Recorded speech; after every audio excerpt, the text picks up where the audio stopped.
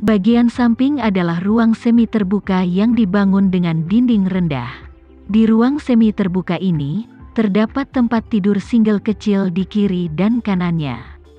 Pada saat ini, para tahanan di dalam sedang beristirahat, beberapa berbaring di tempat tidur, dan beberapa duduk di kepala tempat tidur dan berbicara dengan orang lain. Mendengar raungan keras dari penjaga penjara, kelompok itu perlahan bangkit dan berbaris di bagian dalam koridor tengah. Penjaga penjara tidak terburu-buru untuk membuka pintu saat ini, tetapi menghitung jumlah orang dari luar dan memastikan bahwa semua orang telah mengantre. Lalu dia berkata di walkie-talkie, "Buka pintu 12. Begitu suara itu jatuh, pintu pagar besi yang berat itu terbuka secara otomatis. Dua penjaga penjara masuk terlebih dahulu dengan membawa tongkat, sementara dua penjaga lainnya menahan Rika dan mengikuti di belakang. Setelah masuk, Rika langsung dibawa ke depan sekelompok tahanan wanita oleh penjaga penjara.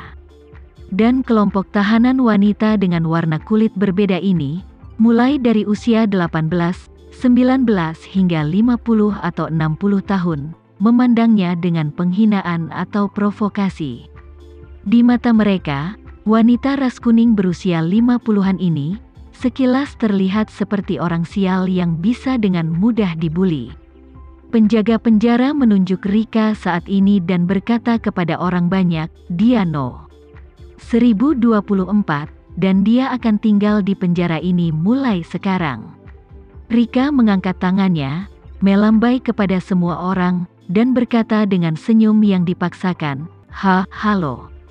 Para tahanan wanita yang hadir tidak memperhatikannya. Sebaliknya, banyak orang memandangnya dengan penuh minat, dan sepertinya ada beberapa motif tersembunyi di mata mereka, yang membuatnya agak gugup. Salah satu penjaga penjara menunjuk ke tempat tidur kosong dan berkata kepada Rika, 1024, kamu akan tidur di tempat tidur ini. Dia mengangguk cepat. Para penjaga tidak banyak bicara.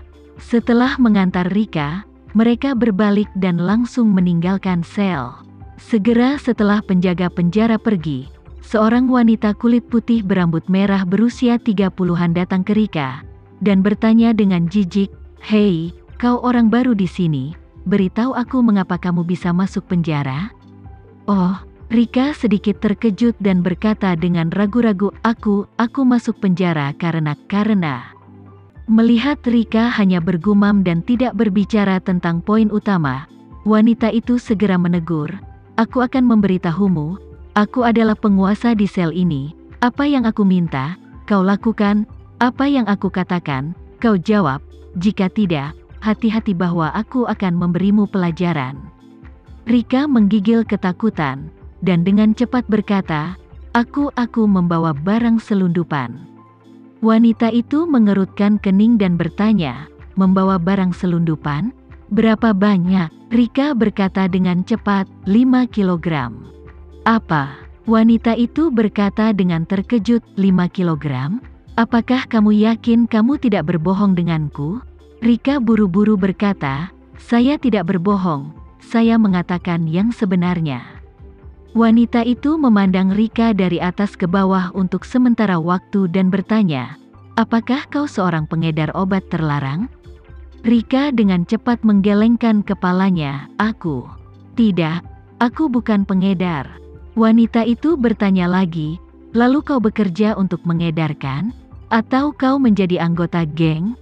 Rika takut pihak lain akan salah paham padanya, dan buru-buru menggelengkan kepalanya lagi. Tidak, saya tidak bersalah.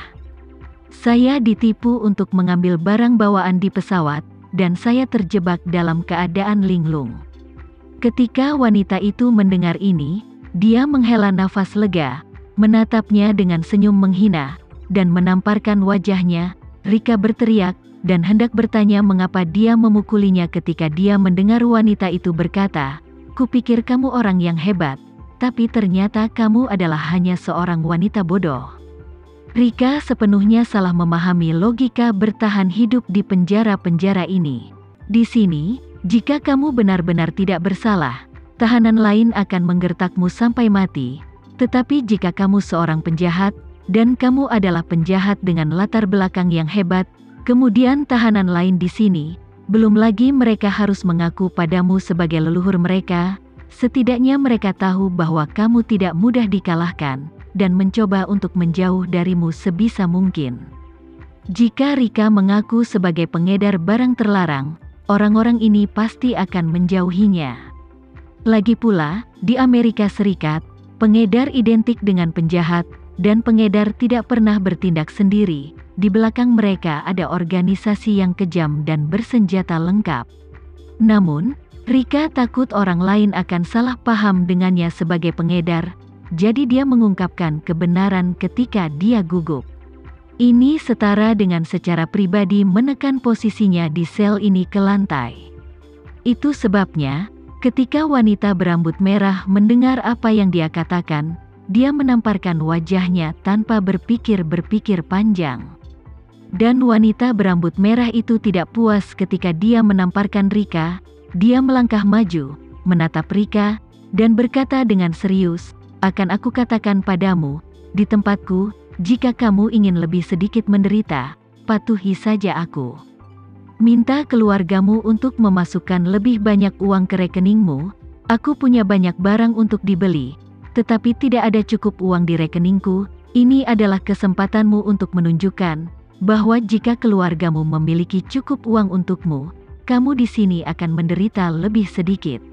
Setelah itu, dia mengingat sesuatu, meraih kerah baju Rika, dan melanjutkan, "Oh, omong-omong pengingat yang ramah, Jessica, penjaga penjara yang bertanggung jawab atas sel ini.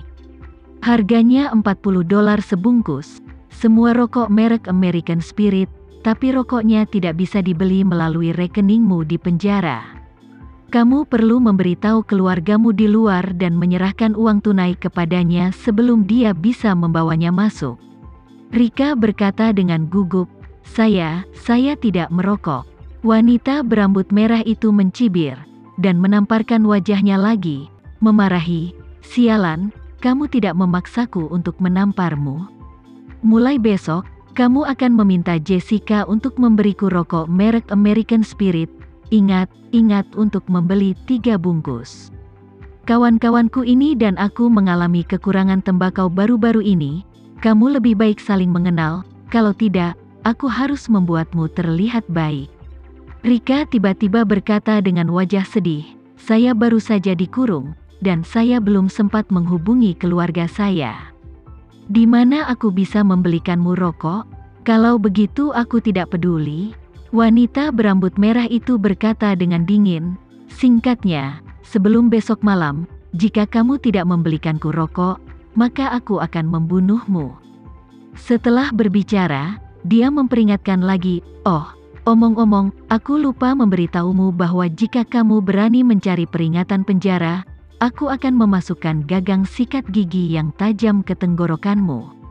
Jika kamu tidak percaya, silahkan mencoba dan merasakannya." Rika sangat ketakutan sehingga dia menangis. Pada saat ini, seorang wanita muda Indonesia melangkah maju dan berbisik, "Bibi, wanita berambut merah ini bernama Emma, dan dia sudah di sini selama 5 tahun. Bos penjara yang terkenal, tidak hanya sel kita yang memiliki banyak pengikut, tapi ada juga banyak orang di sel lain yang tidak main-main dengannya. Bibi sebaiknya tidak memprovokasi dia, kalau tidak Bibi akan sengsara." Ketika Rika melihat rekan senegaranya, dia langsung menangis dan berkata, "Dia terlalu tidak masuk akal. Kenapa dia menamparku? Aku tidak memprovokasi dia." Wanita berambut merah Emma kesal ketika mendengar Rika menangis, menjambak rambutnya, menamparnya dengan tangan yang lain, dan berkata dengan dingin, "Jika aku mendengarmu menangis lagi, aku akan merobek mulutmu." Rika benar-benar tidak menyangka bahwa penjara wanita di sini begitu kejam. Hanya beberapa menit setelah masuk, dia ditampar 3 kali berturut-turut. Melihat wajah Rika membengkak menjadi kepala babi, Emma tersenyum menghina, "Ingat, hari ini hanya untuk memberimu sedikit pelajaran. Jika aku tidak melihatmu membawakan rokok untukku besok, kau akan menanggung risikomu sendiri." Mengatakan itu, dia menginstruksikan seorang wanita di belakangnya, "Winnie, pergi dan ambil baskom berisi air." Wanita bernama Winnie segera berlari ke kamar mandi, dan segera kembali dengan baskom berisi air. Emma memandang Rika dan berkata dengan dingin, "Maaf, kamu hanya bisa tidur di lantai hari ini."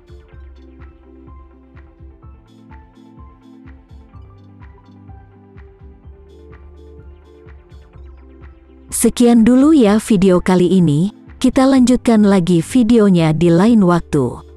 Oh iya, bagaimana menurut kalian? Semoga bisa sedikit menghibur kalian semua. Untuk teman-teman yang baru nonton, jangan lupa subscribe ya, hehehe. Dan kalau teman-teman ada yang ingin gabung langganan, bisa langsung gabung saja untuk dapat fitur yang menarik dan sedikit membantu Mimin. Terima kasih banyak sudah menonton, sampai jumpa lagi, bye.